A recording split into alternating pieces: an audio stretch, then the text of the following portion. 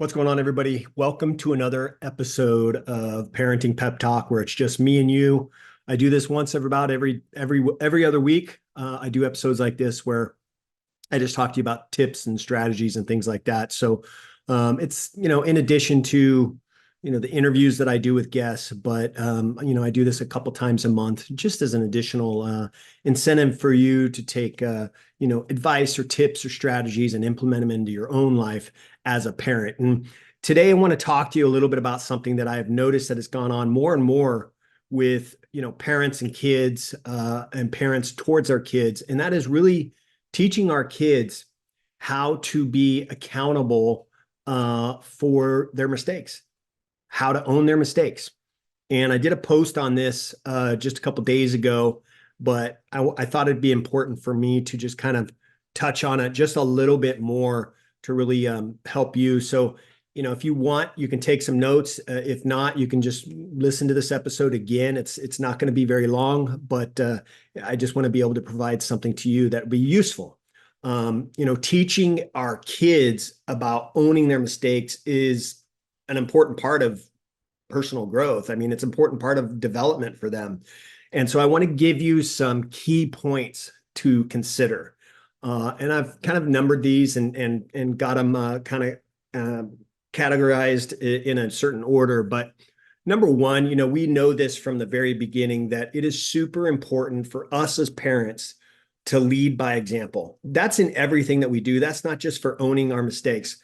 It is important for us to lead by example in everything that we do, because we're raising these children to eventually be good human beings and be good members of society. And we want them to strive to be that. We want them to strive to be successful in everything that they do, whether it's raising a family, running a business, working in corporate America, going to church, developing good relationships, good friendships. So children learn from their parents.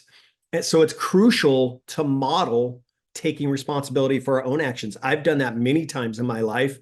And I have to be honest, in the very beginning, when my boys were younger, that's not something that I did that often. It was like I had the mindset, like my parents had the mindset. It was the old school thinking, is that it's my way or the highway. Like if I mess up, that's not my issue.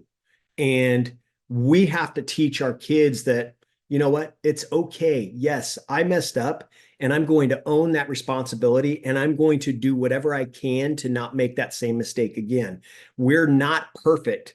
We were sent here by God as completely imperfect people and sinful people. We're going to make mistakes. But what do we learn from those mistakes? And we have to show our kids, we have to basically show them that it's okay to make errors, and that owning up to them is basically a sign of maturity and integrity. So that's number one. It's really important to lead by example. And like I said, lead by example in everything that we do. And number two, we want to be able to create a safe, non-judgmental environment. I think I've talked about this before on my show, but just to kind of give you an example, my wife and I have always told our boys that no matter what you do or don't do, you can always come to us in our home and talk to us. You can have that safe environment. We consider our home a safe place for you to come and express yourself and tell us how you're feeling, tell us what's going on. And at times it was tough. At times there were certain struggles that we had to kind of face as parents. As our young boys started to become teenagers and they started to get that little independence, there were some things that we kind of had to, dig a little deeper and through conversation to get them to open up to us. That's normal. But my boys knew that, hey, and I've said this before too, listen, my boys played sports their whole lives. You guys know that. But I always related it to a sport. And I would say things like, listen, I'm on your team. I'm on your side. I'm backing you up. So if you've done something wrong or you've made a mistake, come talk to me and we can help work through it. We can help figure out how to overcome it and help you through that challenge or that mistake. Now, I've told them this. It doesn't mean I'm not going to be disappointed. Does not mean I'm not going to be disappointed. My wife and I have told them, we may be disappointed in the things that you do or don't do, but it absolutely means we do not love you any less. We still love you the same. And so we want you to feel safe in our home to come and talk to us when you have something going on in your life, whether good or bad. So we wanted to create that safe, non-judgmental environment.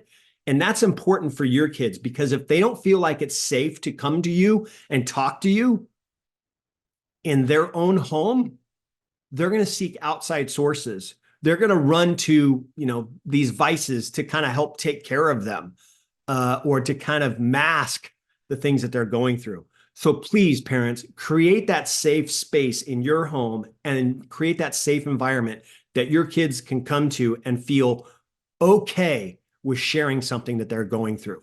The third thing is we want to teach them problem-solving skills.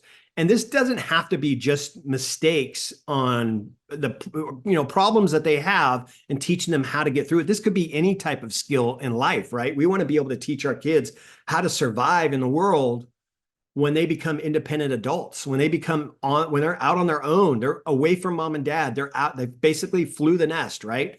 We want to be able to teach them life skills to get them through the rest of their lives. And when it comes to problems in particular, we want to help our children understand that the consequences of their mistake, and we want to guide them. We want to lead them through the process of finding the solutions to those mistakes. We want to encourage them to think critically, brainstorm ideas, and even learn from the experiences that they went through. And one way that we can really show that to them is through, like I said, number one, leading by example. So that's another key area. Teach problem-solving skills to your kids, because that won't just help them in challenges that they face in life, but that'll help them in anything that they face in life, whether it's in their career, in their business, in their family life growing up, when they have kids and have a family. All those things apply. So teach them those problem-solving skills is super important. And another thing that I want to talk about is fostering accountability. So what do I mean by that? We want to encourage our child or our children to take ownership of their actions by asking them questions. And these aren't just close-ended questions. These are open-ended questions, such as, what did you learn from that mistake? What did you gain? What did you understand from that mistake that you made? And what could you do differently in the future? What can you do differently next time? If we, by chance, make that same mistake again, which we can and do and will do, like I said, we're imperfect. So if we make that same mistake again, what are we going to do in the future to correct it?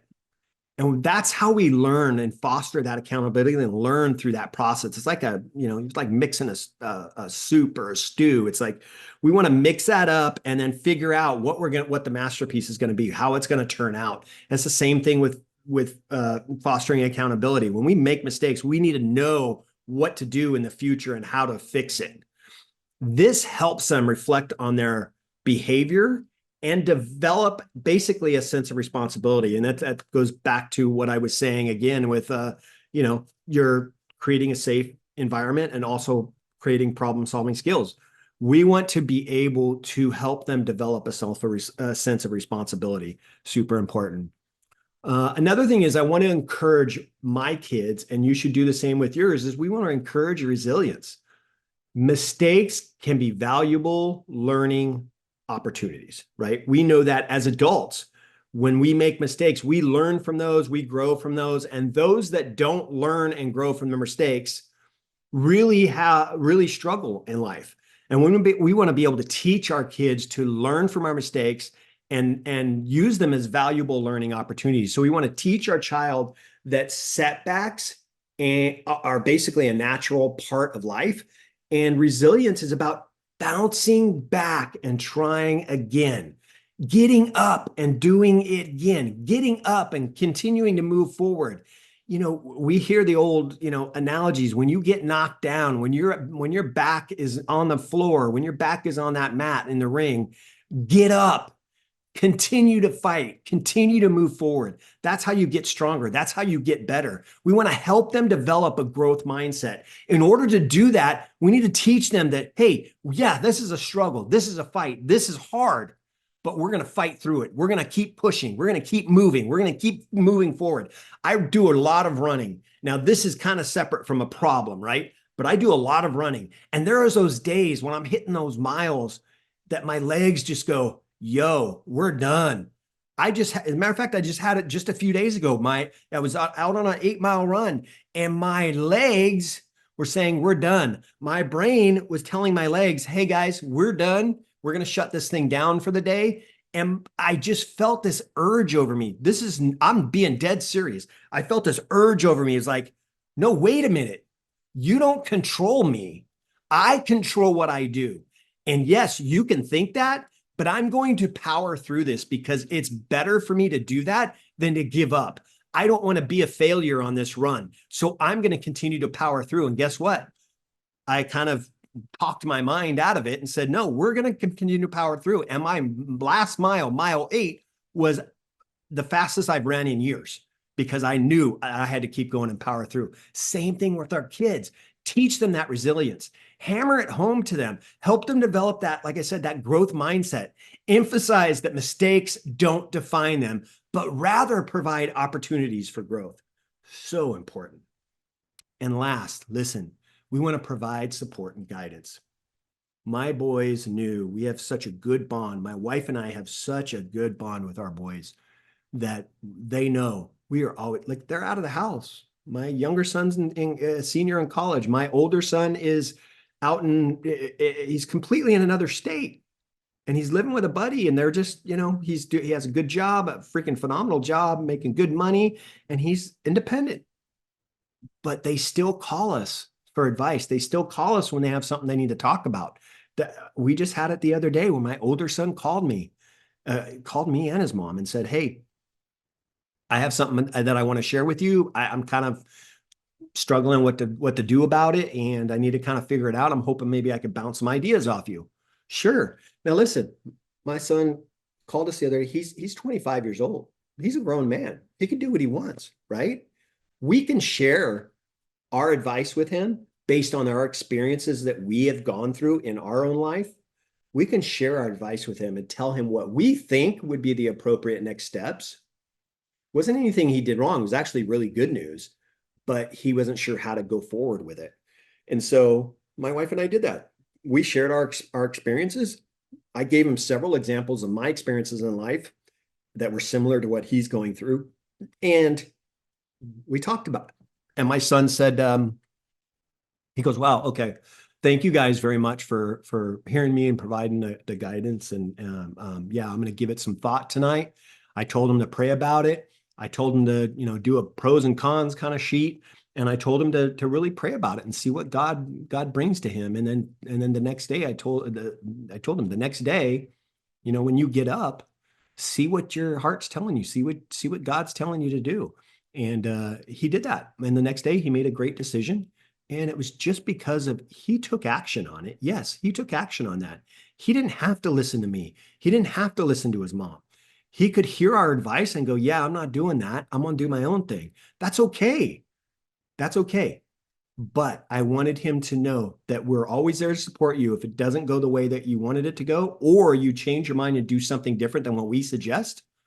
I'm all on board, dude. I am on your team. I'm here to support you. So if that's the decision you go with, great. If not, if you follow our advice, that's great too. So that was the kind of support and guidance that we provided to our boys their entire lives. So you want to offer your child guidance and support them as they navigate through different mistakes, navigate through challenges, right? It's kind of this, it's like a wave, they got these ups and these downs throughout their life, all throughout their life, even including into adulthood. And we want to make sure we're there to provide that guidance and that support. That's our job, especially when they hit adult years. That is our job. Our job is not to parent them anymore. Heavenly Father loaned me my 2 boys, loaned my wife and I our 2 boys to raise under his watch. Now that they're adults, my being a parent to them is essentially ended. Now I'm just a parent that provides guidance and support when they need it. And I'm good with that. They're good with that. And they understand they can come to us for that kind of support and guidance, just like my son did the other day. Offer advice, share your own experiences, just like I did, right? And help them develop strategies to avoid making the same errors in the future, like we did, like I talked about with encouraging resilience, right? So it's super important. Those are just some, those are, I don't know, 5 or 6 tips that I just wanted to share with you and acknowledge you as parents and just say, hey, keep fighting, encourage your resilience in you as a parent, keep moving forward. You're doing a remarkable job. You're not perfect. You don't know how to be the perfect parent. There's only one perfect parent, and he happens to live upstairs. And we need to understand that, hey, we're not perfect. I'm not a perfect dad. My wife's not a perfect mom. But you know what? We're going to do everything we can to make sure that our boys know that we will do everything possible to be as perfect as we can, as long as we own our mistakes, like I've talked about, and they know we love them, guide them, and support them in everything that they do. Remember, teaching our kids about owning their mistakes is a gradual process that requires patience and understanding. We want to, by fostering that positive and supportive environment, you can help your child basically develop important life skills and become accountable for their actions, especially when they get into that adulthood and they're out on their own. Parents, this has been another episode of Parenting Pep Talk. I hope you have enjoyed it. I hope you have taken some notes. And if you didn't, if you missed out on a couple things or you need to just kind of refresher, always make sure you go back and listen to the episode. It's only, 15, 16, 17 minutes long, something like that. But I do these, like I said, every other week. And if you have questions about what I talked about today, please feel free to reach out to me, send me a DM and ask me a question. I'll be more than happy to answer it as best as I can. Like I said, I'm not a perfect parent. I consider myself a professional parent because I've been a parent for 25 years, but I'm not a perfect parent. So I can do my best to answer any questions you have.